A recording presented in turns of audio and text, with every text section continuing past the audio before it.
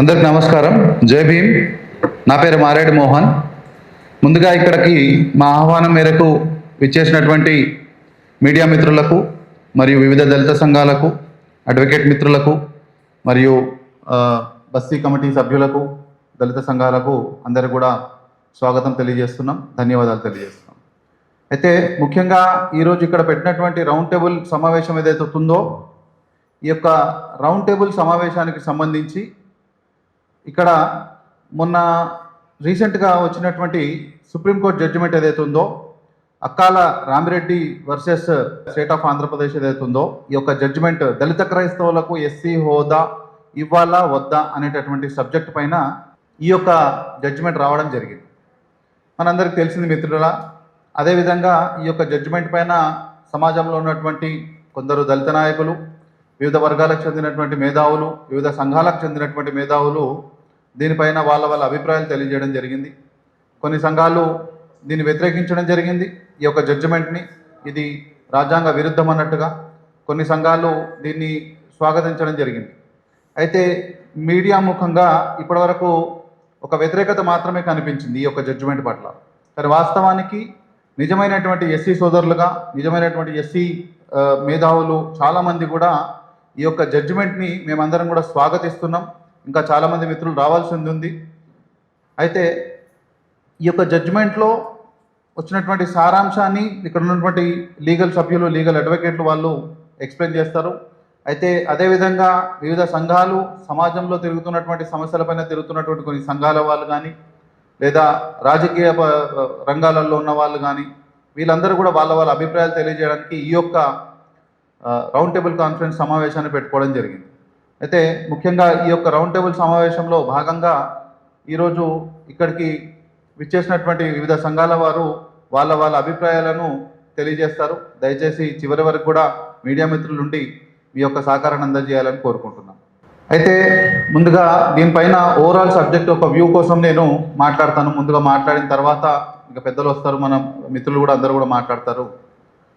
ముఖ్యంగా ఈ యొక్క విషయంలో మొన్న కొన్ని సంఘాలకు సంబంధించినటువంటి వాళ్ళు, దాంట్లో ఉదాహరణకు మందకృష్ణ మాదిక్ గారు మరియు కొంతమంది వివిధ దళిత సంఘాల నాయకులు, వీళ్ళందరూ కూడా కొన్ని మీటింగ్లు పెట్టి, రౌండ్ టేబుల్ కాన్ఫరెన్స్ సమావేశాలు పెట్టి, ప్రెస్ కాన్ఫరెన్స్లో దీన్ని రాజ్యాంగ వ్యతిరేకమని, ఆర్టికల్ 25కు వ్యతిరేకమని, ఆర్టికల్ 17కు వ్యతిరేకం, 16కు వ్యతిరేకం అని చెప్పడం జరిగింది.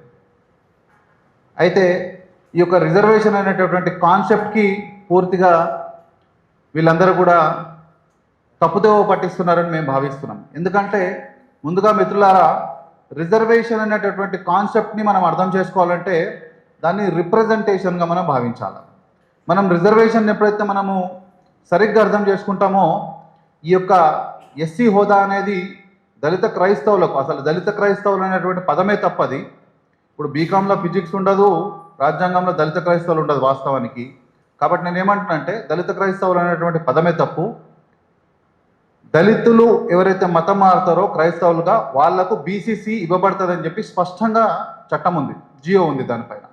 ఆ జియో చేసేటప్పుడు కానీ, లేదా ఆ జియోకు ముందు అంటే 1950 ఉత్తర్వుల ప్రకారం, రాజ్యాంగ ఉత్తర్వుల ప్రకారము ఈ యొక్క మతం మారినటువంటి వాళ్లకు జియో వచ్చిన తర్వాతనన్నా బీసీసీగా పరిగణించబడతారు. ఎవరైతే ఎస్సీలు ముఖ్యంగా మతం మారుతారో వాళ్ళకు, మతం అంటే క్రైస్తవంలోకి స్వీకరిస్తేనే, అది కూడా ఇస్లాంలోకి స్వీకరిస్తే మళ్ళీ వాళ్ళని ఓపెన్ కేటగిరీకి పరిగణించబడుతుంది.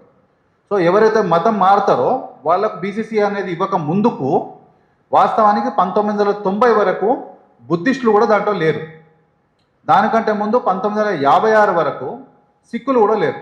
అంటే 1956లో సిక్కులను జతపరచడం జరిగింది, 1990లో బుద్ధిస్టులను జతపరచడం జరిగింది. దానికంటే ముందు అంటే బాబాసాహెబ్ అంబేద్కర్ గారు బతుకున్నప్పుడే 1950లో ఎప్పుడైతే రాజ్యాంగాన్ని రచించుకున్నామో ఆ టైంలోనే ఈ యొక్క అంశానికి సంబంధించి వారి యొక్క గైడెన్స్ తోటే చేసినటువంటి ఈ యొక్క చట్టం ఏదైతే ఉందో, ప్రెసిడెన్షియల్ ఆర్డర్, రాజ్యాంగ ఉత్తర్వులు అని అంటారో, దీనికి సంబంధించి ఎవరైతే ఎస్సీలు హిందూ మతాన్ని వదిలిపెట్టి, హిందూ ధర్మాన్ని వదిలిపెట్టి ఇతర మతంలోకి పోతారో వాళ్లకు కంప్లీట్గా ఎస్సీ హోదా అనేది వర్తించదు.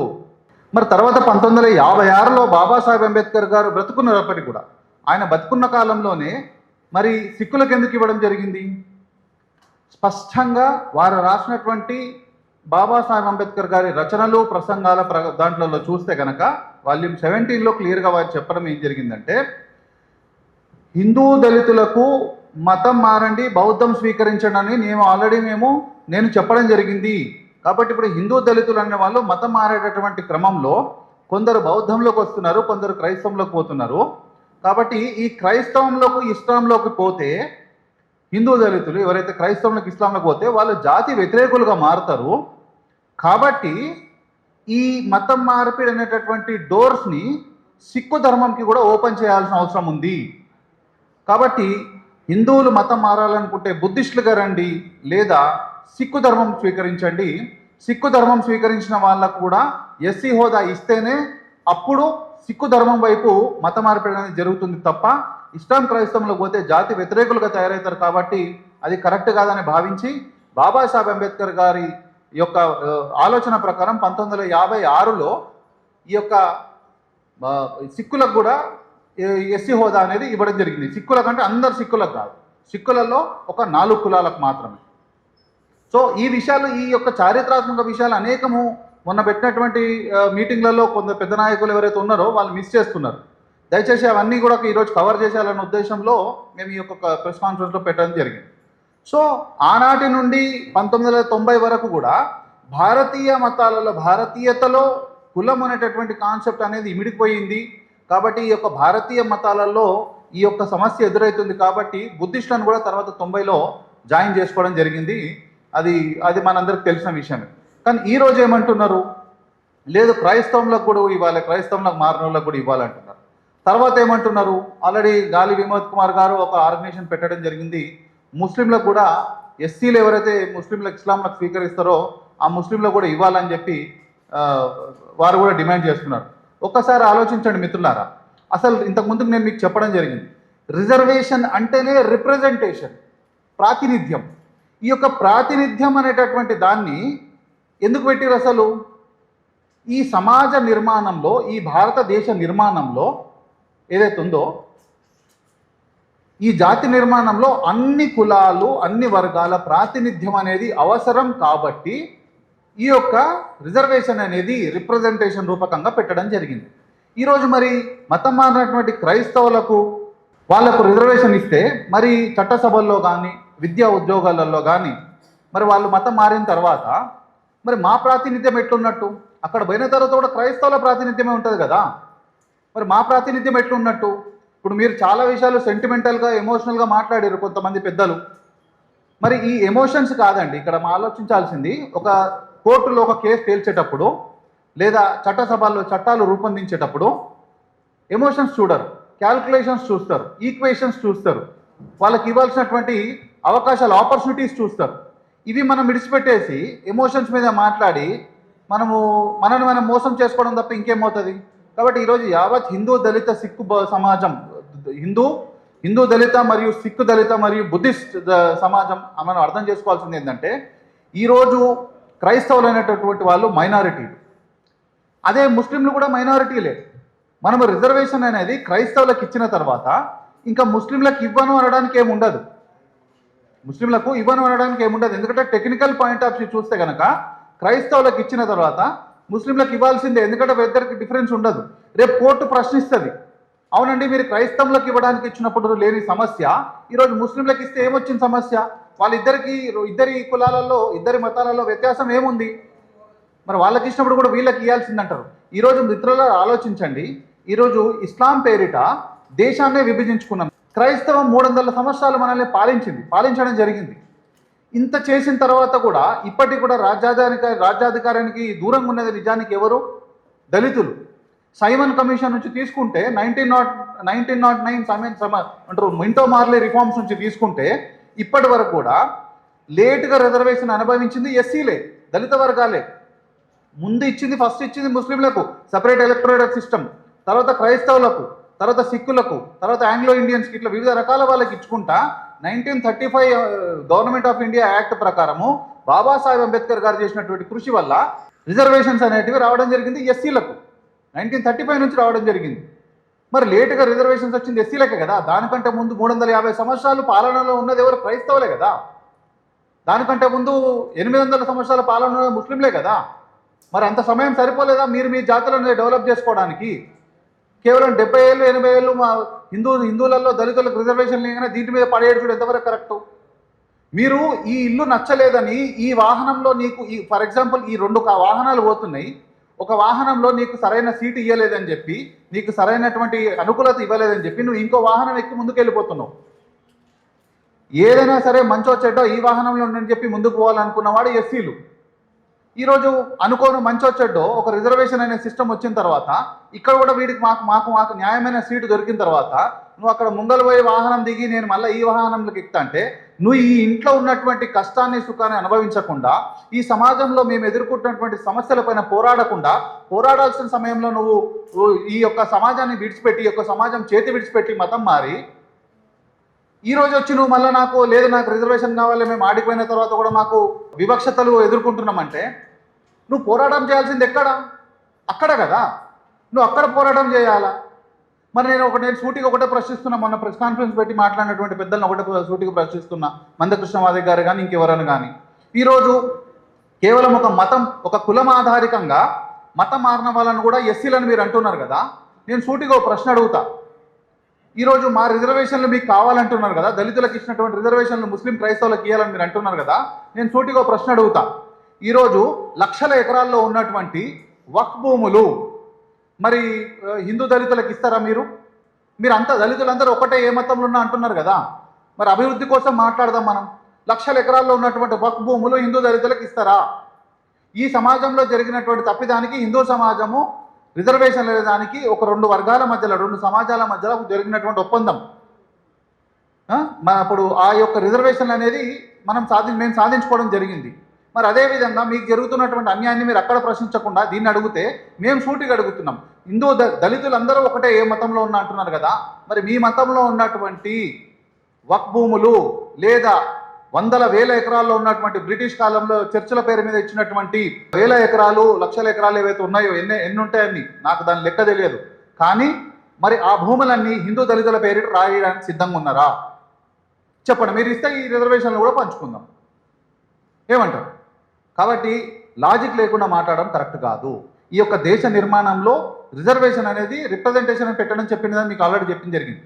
ఈ యొక్క జాతి నిర్మాణంలో ఏ వర్గం వెనుకబడ్డది, ఏ వర్గం ముందుకు వెళ్ళిపోయింది, ఫార్వర్డ్ క్లాస్కి వెళ్ళిపోయింది, ఏ వర్గం ఇంకా అభివృద్ధి చెందాల్సి ఉంది, విద్య, ఉద్యోగం, వైద్యానికి, రాజకీయానికి దూరంగా ఉంది, వాళ్ళందరి ప్రాతినిధ్యం అనేది చట్టసభల్లో, విద్యా ఉద్యోగ రంగాల్లో అవసరం అనేటటువంటి భావించి ఈ యొక్క రిజర్వేషన్ పెట్టడం జరిగితే ఈరోజు మీరు అక్కడ పోయి ఆ కంచంలో తిని మళ్ళీ వచ్చి మా కంచంలో తింటామంటే మరి మేము తినొద్దా?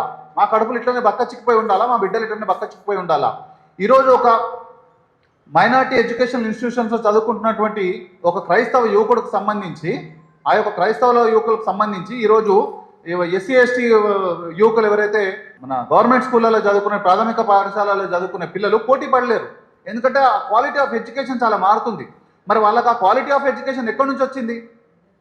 ఎందుకంటే దళితులకు లేనటువంటి అవకాశం ఏదైతే ఉందో ఆర్టికల్ 30 ద్వారా సపరేట్ ఎడ్యుకేషనల్ ఇన్స్టిట్యూషన్స్ ఏర్పాటు చేసుకొని వాళ్ళకు సపరేట్ విద్య ఇచ్చి ఆ యొక్క విద్య ద్వారా వాళ్ళ జీవితాలు బాగుపరుచుకునే అవకాశం ఈరోజు మైనార్టీలకు ఉంది.